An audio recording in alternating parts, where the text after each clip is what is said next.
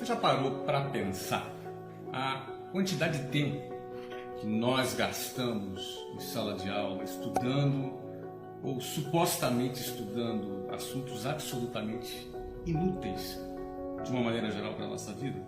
Muita gente, sempre quando vai defender esse modelo de ensino atual, ele geralmente fala: não, é muito importante a gente estudar de tudo. Conhecimento nunca é demais. Mas isso não é verdade. Em primeiro lugar, existem coisas que são úteis e outras coisas que não são úteis. E além do mais, esse sistema de ensino convencional que está aí, ele foi criado e desenvolvido lá na época da Revolução Industrial, quando as fábricas precisavam formar empregados para trabalharem nas indústrias. Bom, naquela época não existia internet. Hoje, todos nós estamos a um clique, a 2 cliques de distância de qualquer informação que a gente queira ter acesso. Logo, acúmulo de informação em sala de aula tem muito pouco valor hoje. Qualquer pessoa tem acesso a qualquer informação. Não precisa ir numa biblioteca, não precisa pesquisar em vários lugares. No seu próprio computador ou no seu celular, você tem acesso a qualquer informação. Logo, a escola não é um lugar para que você acumule informações. A escola deveria ser um lugar para que você aprenda a pensar, para que você aprenda a raciocinar e que você aprenda a desenvolver conhecimentos e habilidades que sejam úteis para a sua vida. Por exemplo, o que você acha que seria importante você ficar decorando os nomes de montanhas e rios da China, como por exemplo eu estudei em geografia no ensino médio?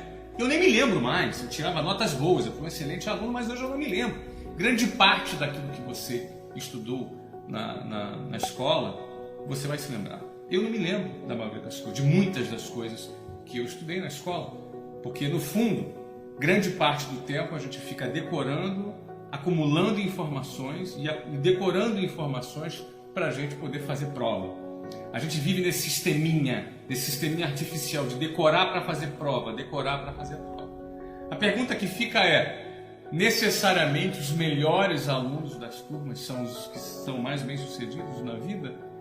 Necessariamente aqueles que mais são bem-sucedidos nesse sisteminha de decorar para fazer prova são aqueles que estarão preparados para resolver os problemas reais da vida? A escola deveria se atualizar.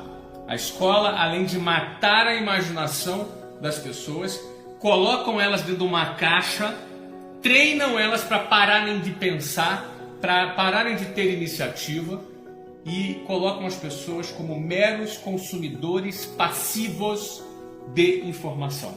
As pessoas sentam, um professor fala e todo mundo fica comendo e ruminando aquela informação que o professor passa para ele na sala de aula, e depois tem uma prova, que prova apenas que você soube treinar e decorar para fazer aquela prova. A maioria já esquece logo depois da prova.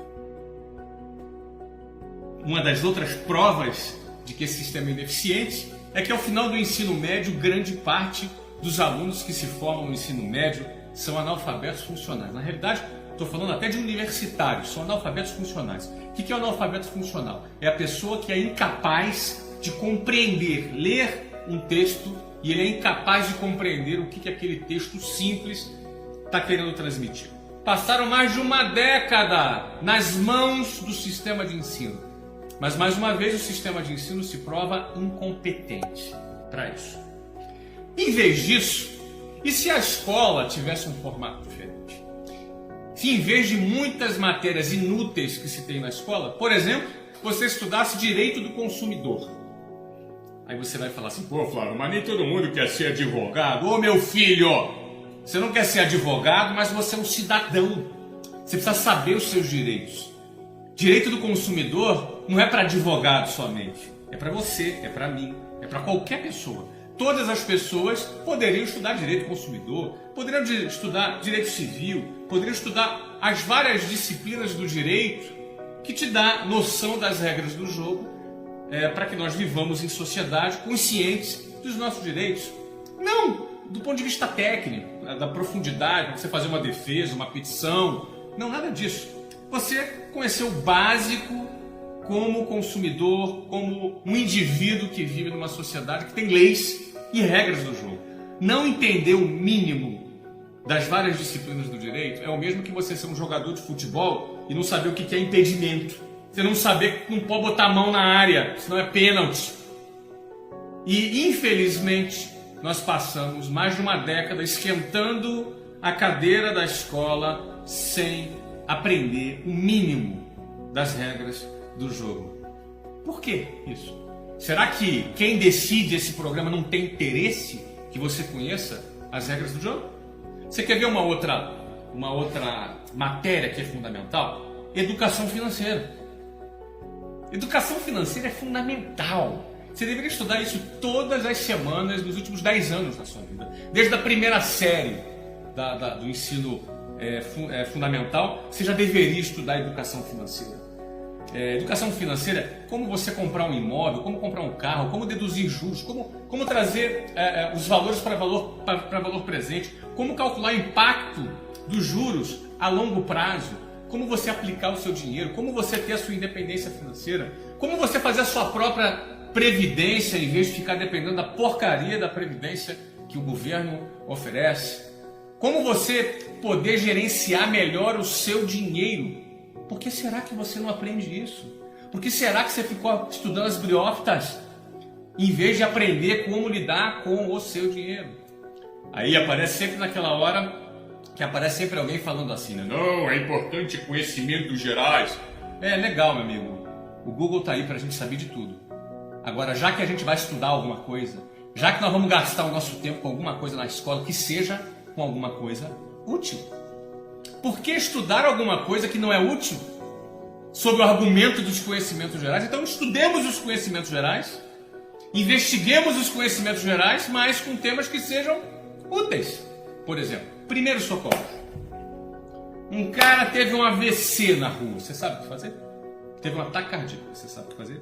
Teve uma parada cardiorrespiratória, você sabe o que fazer? Você pode salvar uma vida. A tua vida pode ser salva por alguém do seu lado. Por que as pessoas não aprendem sobre primeiros socorros na escola? Por quê? Isso é um tema mais simples, mas é muito fácil enxergar a importância de um tema como primeiros socorros. Vamos para outro tema aqui, que você poderia estudar na escola, por exemplo, oratória. Foi feita uma pesquisa no Brasil, me recordo agora, uma coisa que eu li recentemente também, que um dos maiores medos que as pessoas têm é falar em público. As pessoas têm um verdadeiro pânico de falar em público, de subir num palco, uma galera assistindo, eles tremem, gaguejam, dá branco e não conseguem concatenar as ideias, as palavras fogem. Mas como é que se desenvolve isso? Isso é puro treino. Principalmente a questão da oratória, é puro treino.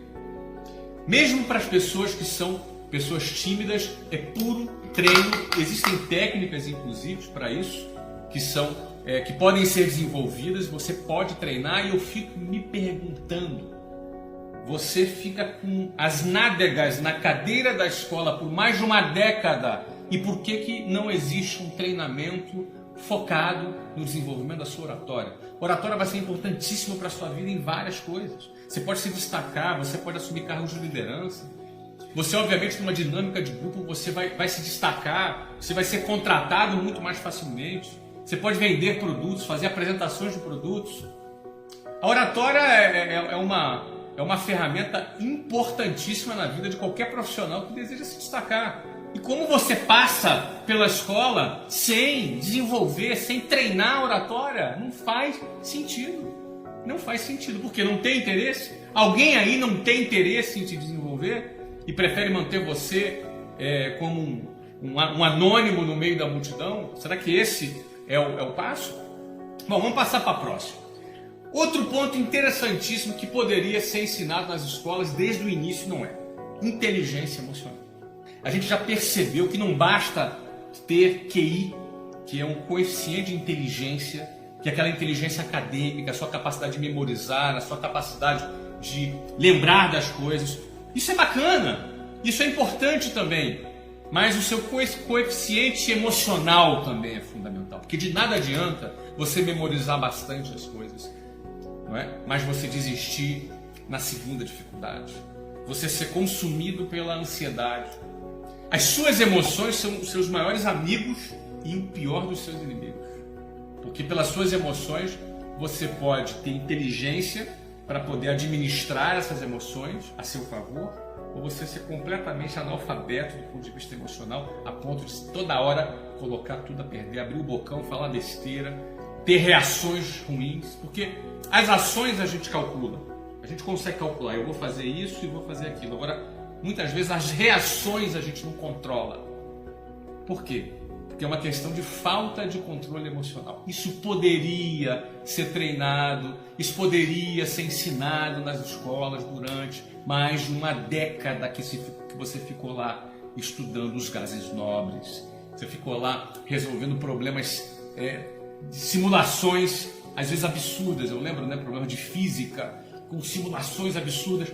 Eu sei que isso é importante, mas não seria importante também a inteligência emocional? Fazer parte do seu currículo escolar? Esses são só alguns dos exemplos. Deixa eu dar mais outros aqui, eu estou lendo aqui, produtividade. Pelo amor de Deus, ser produtivo no seu tempo é você realizar mais no mesmo espaço de tempo. São técnicas, são treinamentos, assistência social. A assistência social é fundamental. A gente fala muito de divisão de renda no Brasil, mas a maior maneira de dividir renda no Brasil não é através de ação governamental. O governo segue outra lógica. Eu e você somos responsáveis por dividir renda. Como, Flávio? Cara, quando eu divido o meu conhecimento com você, eu estou dividindo renda com você. Eu estou te dando uma vara de pescar e estou te ensinando a você a como pescar. Então, dividir conhecimentos, por exemplo, é uma maneira de realizar assistência social. Doar dinheiro, apostar, investir, isso às vezes é uma questão de cultura.